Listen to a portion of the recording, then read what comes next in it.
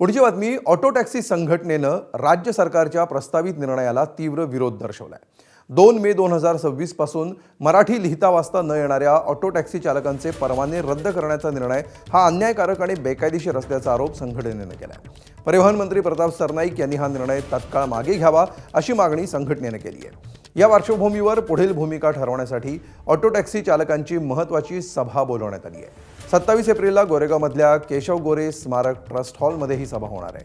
संघटनेचे पदाधिकारी शशांक राव यांनी सर्व चालकांना सभेला उपस्थित राहण्याचं आवाहन केलं आहे। एबीपी माझा, उघडा डोळे बघा नीट।